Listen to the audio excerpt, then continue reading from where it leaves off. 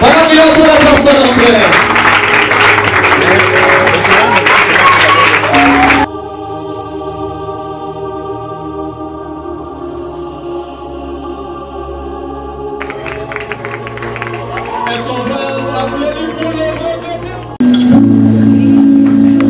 L'une des plus belles expériences de la vie humaine de faire face à soi-même, de se mesurer face au temps qui n'a pourtant qu'une action relative dans le vécu humain.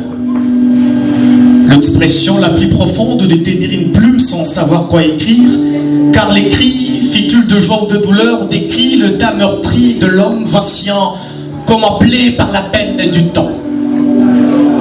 C'est précisément dans ce méandre ancré dans l'existence que nous apprenons la finitude de chacune de nos actions.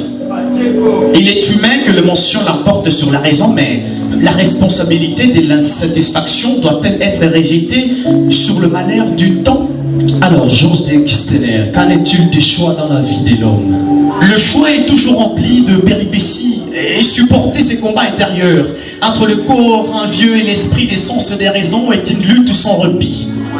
Dans le premier choc, peu d'espérance en surgit, sinon par les corps qui constituent le terrain de ces combats légendaires, conflagrations. Alors, qu'est-ce qui justifie la force de l'homme dans la quête de la réussite? Rien ne façonne davantage l'homme que sa lutte avec ses maigres moyens. Mais pourtant, il servit précisément par sa volonté de croire en un avenir incertain. C'est une pensée, percée, foncée, lancée au devant, tel d'un vent éolien au centre de son spectacle mental. Mais cette différenciation de perception diffère de catégorie d'hommes, appelés toujours à imposer leur morale fort de leur stature économiquement puissante. Dès lors, la raison semble être emportée par chaque être sans une exception particulière, même si les conditions de départ demeurent inégales. Alors, d'où se révèle la racine de la force, si ce n'est pas dans l'espoir? La force n'y réside malheureusement pas dans l'espérance.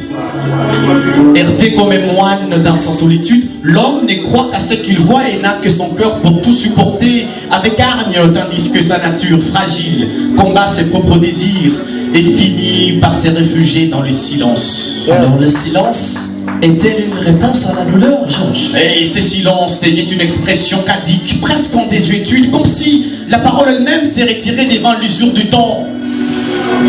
Telle apparaît la situation de notre lien. Une tension muette, suspendue entre la force de l'espérance et l'effacement progressif de l'espérance.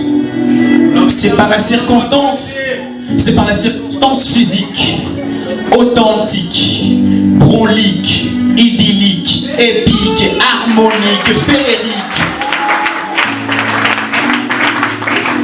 que les hommes apprennent parfois à s'accorder et à philosopher ensemble.